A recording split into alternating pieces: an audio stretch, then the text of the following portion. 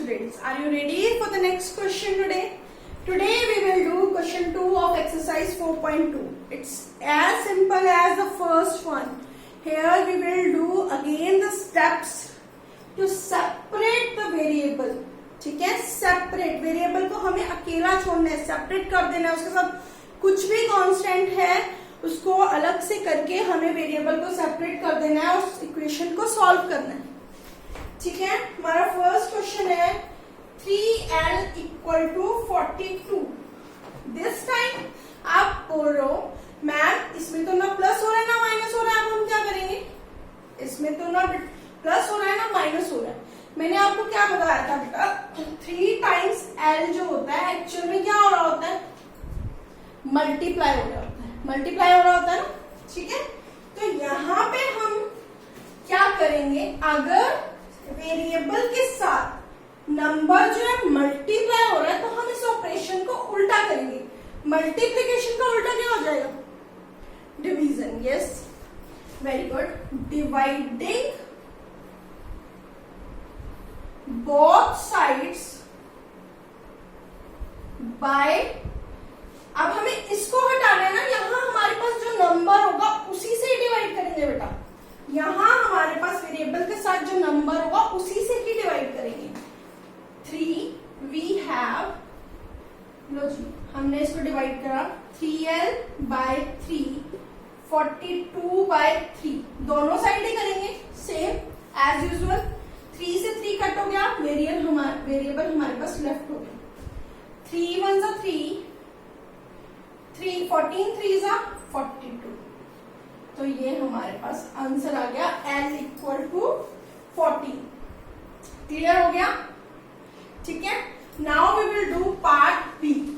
कुछ नहीं किया बेटा मैंने इसमें. अब हमारे पास वेरिएबल के साथ जो नंबर है वो मल्टीप्लाई और डिवाइड हो क्या आ रहा है. अगर मल्टीप्लाई हो रहा है तो हम उसको डिवाइड कर देंगे, अगर डिवाइड होगा तो हम उसको मल्टीप्लाई कर देंगे. That's it, nothing is difficult in this question. Here, yes, good, very good बेटा. क्योंकि यहाँ पे हमारे पास वेरिएबल से 2 क्या हो रहा है? डिवाइड हो रहा है. क्या हो रहा है? डिवाइड हो रहा है. सो हम लिखेंगे multiplying both sides, very good, by 2. We have, अब हम इसको मल्टीप्लाई करेंगे 2b, ऐसे ही लिखते हैं ना जब मल्टीप्लाई होता है, बाय 2, 6 मल्टीप्लाई 2, 2 से 2 कैंसिल हो गया, सेपरेट हो गया वेरिएबल हमारा और आंसर क्या आ गया? 12. That's it. कुछ मुश्किल लगा बेटा? कुछ नहीं किया हमने देखा कि this time the variable is divided with 2, divided by 2. To eliminate, इसको हमने खत्म करने के लिए उसको मल्टीप्लाई कर दिया 2 से. 2 से 2 कैंसिल हो गया. ठीक है, 2 1 जा 2, 2 1 जा 2, and when we multiply 6 with 2 the answer is 12. Okay, जो भी नंबर बेटा, बारी बारी बोल रही हूँ, जो भी नंबर गिवन होगा उसी के ऊपर ही ऑपरेशन लगाना है जो वेरिएबल के साथ गिवन होगा. Yes, who will tell me now? Good. Yes, multiplying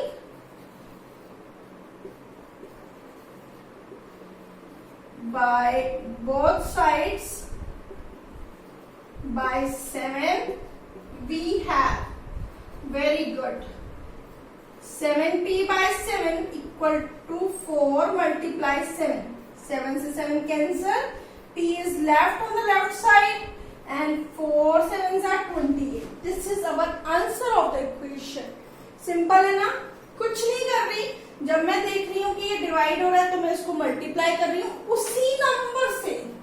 I am repeating this again and again कि मैं उसी नंबर से उसको क्या कर रही हूँ, डिवाइड या मल्टीप्लाई कर रही हूँ.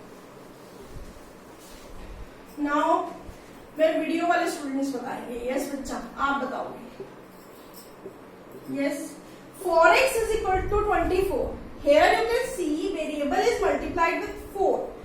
Multiply. So we will change its operation. Operation क्या हो जाएगा? Dividing. Good. dividing, I know many of them. Give the right answer. Both sides by 4 we have, ठीक है, 4x को हमने 4 से डिवाइड किया और 25 को 4 से डिवाइड किया, 4 से 4 cancel, x equal to 25/4. This is our required solution. Clear हो गया? ठीक है, क्लियर है ना बेटा? कुछ नहीं किया, 4 से मल्टीप्लाई हो रहा था, 4 से डिवाइड कर दिया. I am doing this sums little fast because I know you all understood about these sums. Now E part. 8y equal to 36. Easy. Again you will divide it. Very good. Dividing both sides by क्या number है variable के साथ बेटा? 8. Yes, we have 8y by 8 equal to 36/8. Cancel हो गया, y आ गया. अब हम इसको 4 के टेबल पे कर सकते हैं. 4 2 जा 8, 4 9 जा 36. Answer is 9/2. This is the required solution of the equation. Clear? Any doubt? No? Let's do part F. F part क्या कह रहा था? F part is z/3 is equal to 5/4. यही है ना हमारा सब?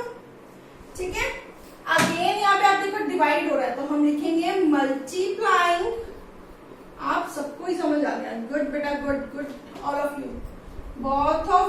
both sides by 3 we have, हमारे पास क्या आ जाएगा? 3z/3 cancel. 5 4 मल्टीप्लाई 3. न्यूमिनेटर को न्यूमिनेटर से मल्टीप्लाई करेंगे बच्चा. ठीक है, न्यूमिनेटर को न्यूमिनेटर से मल्टीप्लाई करेंगे, 15/4 आंसर आ जाएगा. ठीक है, क्लियर हो गया? Last part of this question is H part. It's very easy.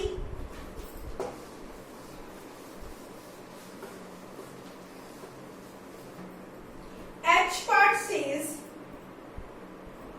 20t equal to, sorry, G part, second last part.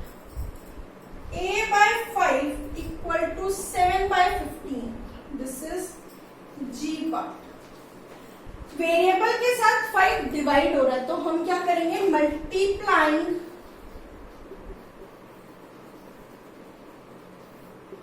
Both sides by 5. We have 5a/5 is equal to 7/15 multiply 5. 5 1s are 5, 5 3s are 15, 5 1s are 5, 5 1s are 5. a variable अकेला रहेगा हमारे पास. Answer आ गया 7/3. Clear हो गया? कैसे आया 7/3? 7 1s are 7. ठीक है, 3 का 3 रह जाएगा. न्यूमिनेटर को न्यूमिनेटर से ही मल्टीप्लाई करना है बच्चा. डिनोमिनेटर से मल्टीप्लाई मत कर देना, आंसर रॉन्ग हो जाएगा. ठीक है. Now last part, H part. 20t equal to -10. Yes, variable multiply हो रहा है. ठीक है, किससे आप मल्टीप्लाई हो रहा है? 20 के साथ. तो हम क्या करेंगे? Dividing both sides by 20. We have, क्या आ जाएगा बच्चा हमारे पास? 20t/20 equal to -10/20. 20 से 20 कैंसल, t इज लेफ्ट. ठीक है, 0 से 0 कैंसिल कर देते हैं. ये 10 1s are 10, 10 2s are 20. Answer आ गया -1/2 because minus sign is here. ठीक है, कुछ नहीं किया, हमने टेबल पे कट किया. 20 1s are 20, 20 1s are 20. t is left only and 10. This is our minus 10 by 20. So 10 ones are 10, 10 twos are 20. Answer is minus 1 by 2. Clear हो गया? Good. I hope you understood all the parts of question 2. It's very easy. In question 1, what we have done addition and subtraction. Okay? To separate the variable. In part 2, in question 2, what we have done, we have multiplied and division to separate the variable. In question 3, we will do both the operation, 4 operation together. Whatever is required according to the question, we will do in question 3. Let's do question 3 in our next video. Okay, bye.